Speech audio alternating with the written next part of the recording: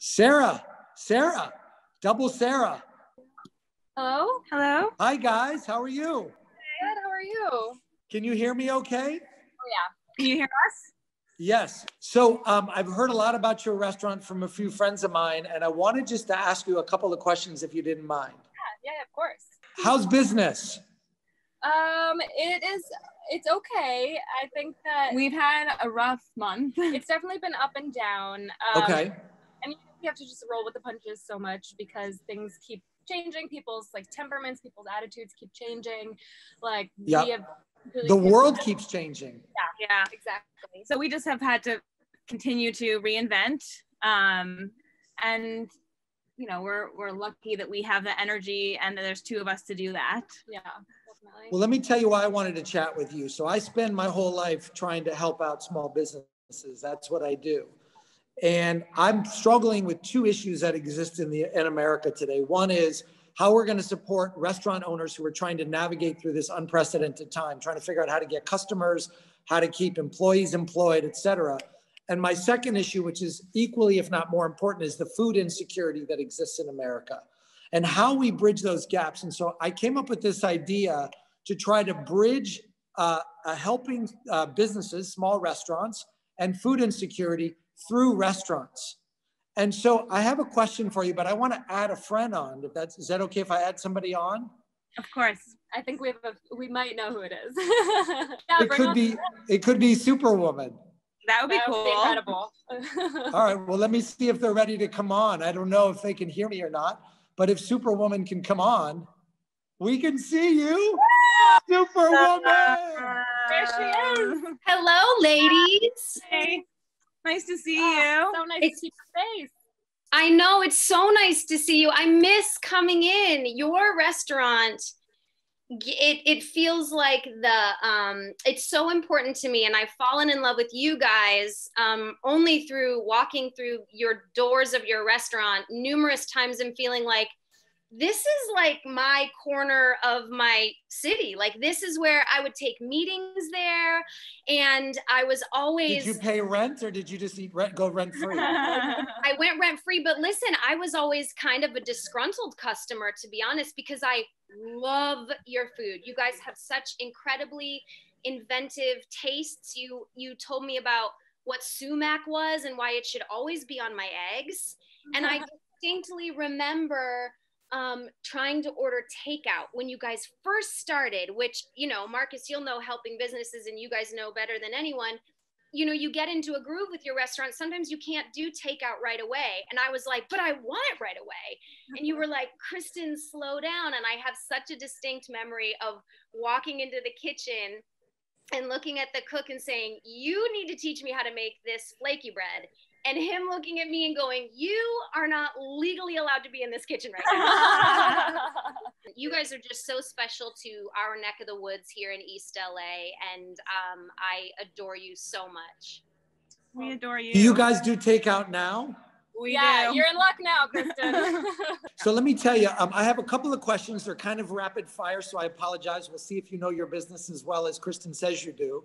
But Kristen and I were talking over the weekend, and we have committed— myself, Kristen, and a number of other people have committed to try to bridge this gap that I was talking about, which is understanding how to help local restaurants and solve the food insecurity problem.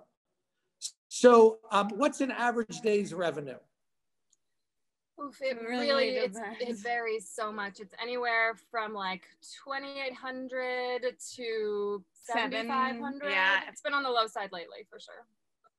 And is there any particular dish that you make or any SKU that you have that you believe could solve in one meal protein, nutrition, vegetables? Is there any one dish that you have that's affordable that somebody could order for takeout or for delivery? So we just put on a chicken sandwich Okay. that has tahini, and it's like spicy marinated chicken with tomatoes and cucumbers and tahini and herbs and arugula. I would say that like we do it like a platter that has lots of things on it. It is a little bit pricier because it's like a bit more of an experience, but it has a bit of everything, and we call it the Turkish-ish, kind of modeled after Turkish breakfast. And that's a really popular option that kind of gives you the landscape in terms of nutrition, in terms of enjoyment. Do you have anything that would be around $10 as a meal? We don't, but we could come up with something. Yeah, easily. So Kristen and I were chatting. We were like, okay, if we wanted to deliver food to people, who would be the best people? And she was like, I have the people. I have Sarah and Sarah. So what we would like to do is, do you guys have a piece of paper and a pen handy by chance? Can take our order? Do it on the phone. Okay, yeah, that'd be fine. So we would like to order 3,000 meals. No. That's work. No, okay. No, I'm actually serious. We're very hungry. Yeah, so we would like to write you a check for $30,000 if you'll promise to feed 3,000 people. I would shake your hand right now if I could. You could give Kristen a hug. It was her idea. Kristen, we really can't thank you enough. That's so generous. So generous. Who would you like to feed? Well, that's really up to you guys to determine, because you know your neighborhood. And what I would want you to do is identify people that you believe have food insecurity. And it could be an older home. And the thing that's near and dearest to my heart is we have a lot of seniors that typically are food insecure. And with COVID, they're even at greater risk. We have to be thoughtful about their diets. We have to be thoughtful about the balanced nutrition. But does $30,000 help you guys from a revenue standpoint? Very much so. Very much. Yes. And that we are in a neighborhood that could greatly use some help. There's many, many people in this particular neighborhood of East Hollywood.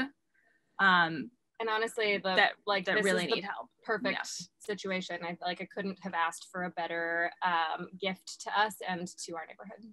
And I've got some ideas too, girls, of like, we got a couple different organizations we can contact. I work a lot with PATH, and there's Covenant House right up the street, which is a shelter. And also, there's so many apartment complexes around here, and we just don't know the people face to face, but I'm on Nextdoor all the time. And similar to what we did in the beginning of COVID, which, Marcus, this was like my baby version of attempting to be you, is I started buying up, $1,000, $2,000, $5,000 gift certificates to my favorite restaurants, and then put out on my community pages, like the Nextdoor app or all these places where my community talks, and said, if somebody is in need of a meal, you can pick up a $50 gift certificate here. And so I feel like we could easily find the people in this area who are in need of this soon to be delicious $10 meal. Yeah. Okay, I have one other request. When you identify this SKU, okay? When you identify this SKU, we're gonna wanna make it available, but not put it on the menu. Because what we're gonna do, what Kristen and I are gonna do is we're gonna drive people to your restaurant to order whatever nickname Kristen comes up with. We're gonna put her on the spot right now. What's the dish gonna be called?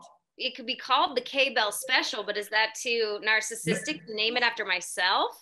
I'm okay with it if they're okay. Bell's Bowl. That's a good one. The Bell's Bowl. Even Perfect. Cuter. Bell's Bowl. Okay, so we're going to order 3,000 Bell's Bowl. You're going to designate the SKU. I want you to make them all the same so you get the efficiency out of the kitchen. And I'm thinking you can do a lot of prep early in the morning or late at night so it doesn't mess up the business. I know Kristen's super proud of you guys. Kristen, anything else you want to add?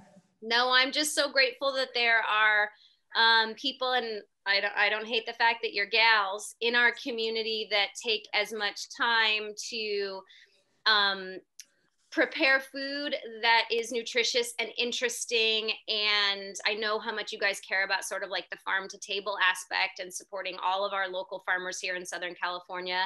And then also creating a community space. Community is something that I feel like I'm always driven more towards and always trying to encourage, because it just makes me feel so good. And you guys created the food and the space, and I just want to see you thrive. And I know how much you take care of your employees, and I'm grateful to know you.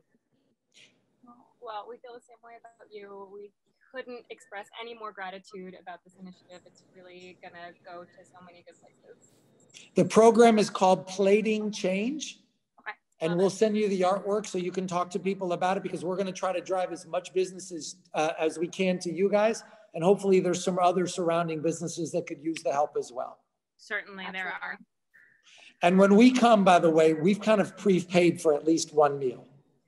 Deal. All right. Thanks so much, guys. Congratulations. And we're honored to be a part of your program.